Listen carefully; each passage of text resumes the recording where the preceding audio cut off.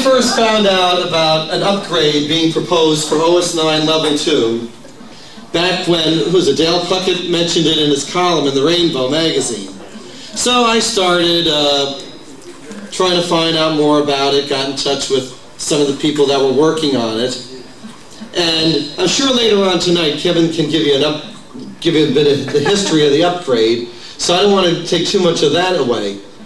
But of course, it was about 1995 when Mark Griffith said to me, I've got a computer I'd be willing to give to you, and it has an edition of the upgrade on it. So this had always been my dream, I would say, Lord, please, once before I die, let me see the upgrade running. So they went down, Brian Gowers went down from Glenside down to Missouri to get the system from Mark, and on a snowy February night, I went down and picked up the system. And of course, as I was going home, I was thinking, Lord, this isn't one of these times when you're going to be ironic, is it? I've seen it run, and, all I could think of was the old railroad song, he was going down the grade doing 90 miles an hour, the tires began to scream. He was found in the wreck with his hand on the hard drive and OS 9 on the screen. I was just thinking, I hope this isn't going to be one of those kind of moments, but no, it wasn't. Well, then, of course, the thing was finding out, well, who owns this thing?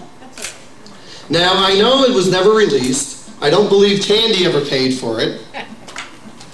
The only people that paid for it was with blood, sweat, and the toil of their hands. So there was a question, who owns it? And U.S. copyright being what they are and so forth. Now, there was a non-disclosure agreement on there that expired in '93, and I ran it by my attorneys, and they said, well, the guys that did the work on it probably own it, so you really need to get their permission.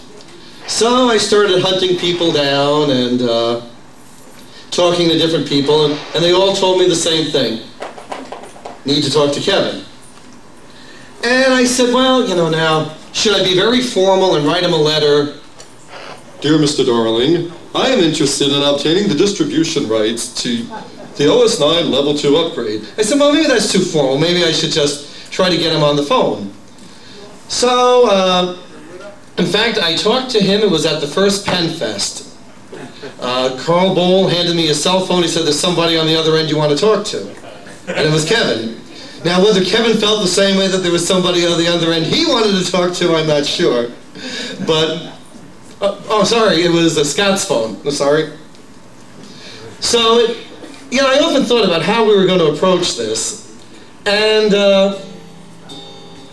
as I started thinking, I said, this is kind of a nice dramatic thing here, calling an old friend who I haven't talked to in a while about something that was kind of a very special time in our lives when a lot of people were really interested in this little computer.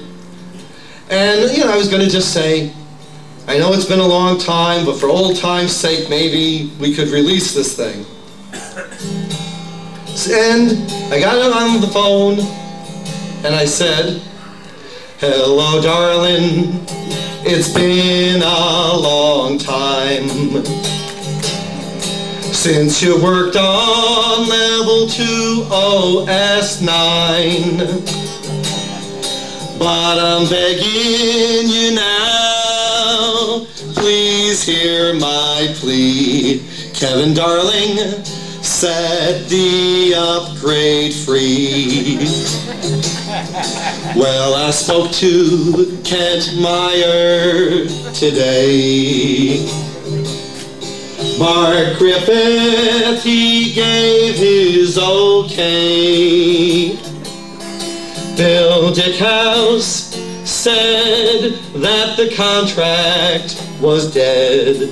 It expired back in '93. So I'm leaving it all up to you. And you know what I hope you will do. So I'm begging you now, please hear my plea. Kevin, darling, set the the upgrade free. Last night, as I sat by the screen, I must have been having a dream.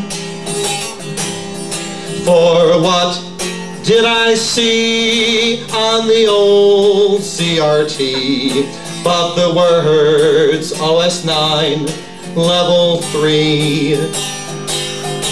So I'm leaving it all up to you. And you know what I hope you will do.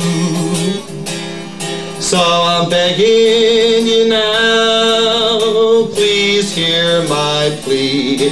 Kevin, darling, set the upgrade free.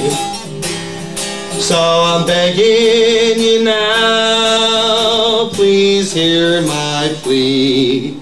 Kevin, darling, set the upgrade free.